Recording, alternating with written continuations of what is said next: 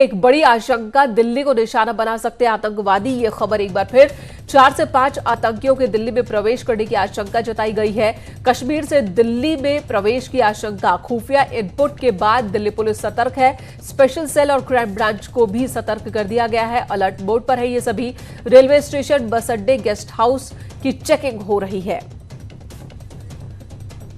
तो special cell और crime branch की टीम पूरी तरह से अलर्ट, हर जगहों पर चेकिंग बढ़ा दी गई है। और जो आशंका जाहिर की जा रही है कि दिल्ली एक बार फिर आतंकियों के निशाने पर है, और ये आशंका खुफिया इनपुट्स के आधार पर ये बात सामने आ रही है कि कुछ आतंकी है, 4 से 5 इनकी संख्या, जो कि दिल्ली में प्रवेश कर चुके हैं शायद। शंकर आनंद हमारे सहयोगी इस वक्त हमारे साथ मौजूद है। शंकर, क्या है अलर्ट?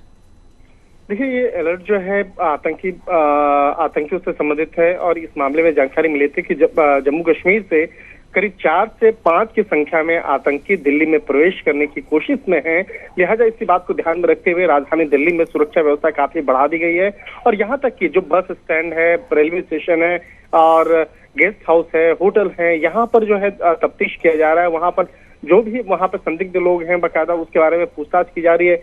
तो एक तरह से कहा जा सकता है कि मामला काफी संगीन है। और इस मामले की गंभीरता को देखते हुए यहाँ पर राजधानी दिल्ली के अंदर में काफी हाई अलर्ट पे है दिल्ली पुलिस। कल भी इस मामले में पड़ताल कर रही थी और आज भी कई स्थानों पर इस बात को लेकर वहाँ जांचा परखा जा रहा है। और जांचा परखने के साथ साथ ये भी इनपुट मिला था कि ट्रक में लोग सवार होकर यहाँ पे आ सकते हैं, या हो सकता है कि जम्मू कश्मीर की कोई गाड़ियां जो है उसमें बैठ करके ये आ सकते हैं। तो लिहाजा इन तमाम मामलों को ध्यान में रखते हुए यहाँ पर सुरक्षा व्यवस्था काफी अलर्ट पे है। जी शंकर, धन्यवाद इस वक्त पूरी जानकारी देने के लिए।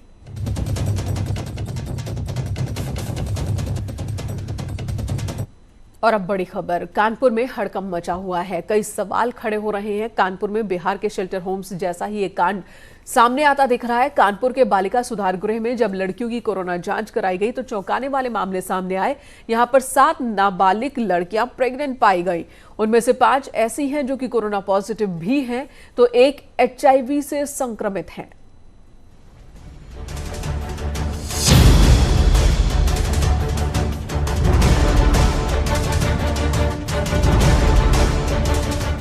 कानपुर के बालिका सुधार गृह में ये क्या हुआ? बालिका सुधार गृह में क्या यही होता है? और अगर यही होता है तो फिर सुधार गृह कैसा?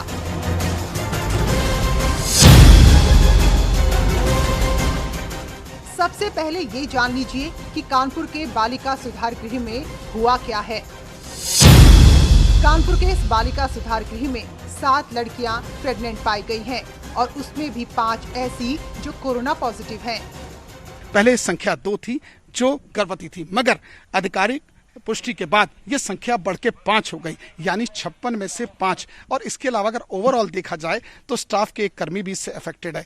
अब ये गर्भवती कैसे हुई, किस जनपद से यहाँ आई, ये जांच का विषय है। लेकिन अधिकारी जांच की बात जरूर कह रहे हैं। लेकिन सबसे बड़ी बात की जो HIV पॉजिटिव की बात की जा रही है, या जो हेपेटाइटिस C की बात की जाए, इनके पेशेंट्स को एक साथ यहाँ कैसे रखा गया, ये जांच का विषय है।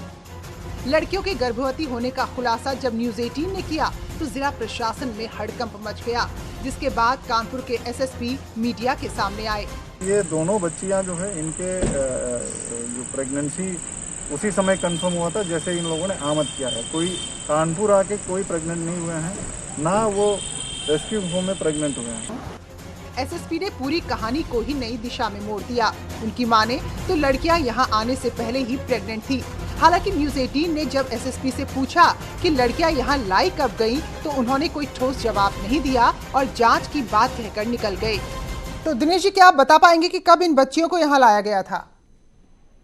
पिछले दिसंबर 2019 में ये लोग यहाँ पे, जो डेट एग्जैक्टली मालूम नहीं है, बट दिसंबर 2019 में ये बच्चियां आगरा और कन्नौज जनपद से यहाँ आमद की हैं।